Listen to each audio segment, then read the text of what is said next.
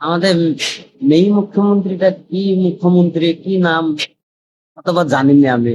আর আমরা একটাই জানি, দিলীপ ঘোষকে চিনি, শুভেন্দু অধিকারীকে চিনি, এই দুটোকে মানুষ আমি ভালো একটা চিনি।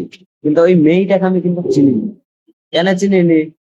ওর আলোচনা কোনোদিনই পাইনি। একবার আমি পেয়েছিল গরিবদের কাছে, যারা রাস্তাঘাটে বসে থাকে তাদের কাছে হাত জোড় করে বলছিল আমাকে ভোটটা দিবেন, আমার জিতলে আপনারা বহুত কিছু পাবেন।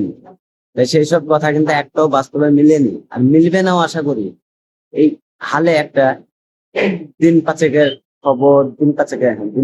খবরটা, একটা গরিব মেয়ে দুধ গরম করছিল, গরম করতে করতে সে কিন্তু পুচি যায়।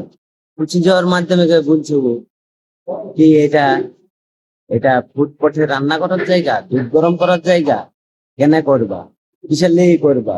বহুত রকমের ওসব কথা একটা মন্ত্রী মানায় না, মুখে কথাটা মানায় না। তাহলে জনগণ কিসের লেগে ভোট দিয়ে জুতাবে? একটা ভালো মনের কথা পাবে ভেবে তো জুতাবে। ওই মনটা যদি বলতো না তোমার বাড়ি নাই কেনে, তোমার কিছু নাই কেনে, ঠিক আছে আমরা কিছু করে দিব ব্যবস্থা, আমি একটা কিছু করে দিবই তোমাকে, একটা কিছু, চলো তুমি আমাদের সাথে তোমার বাড়িতে চলো, আমাকে দেখাও তোমার বাড়ির অবস্থাটা কিরকম, সেই সব কথা নাই বলি এরে কিসের লেগে আমি বলি ওসব। আমি কিন্তু অরিজিনালি আমি মন্ত্রীটাকে চিনি না। তাই বলে অবশ্যই তোমরা কমেন্ট শেয়ার সবকিছু করবা, ভালো লাগলো লাইক শেয়ার করবা।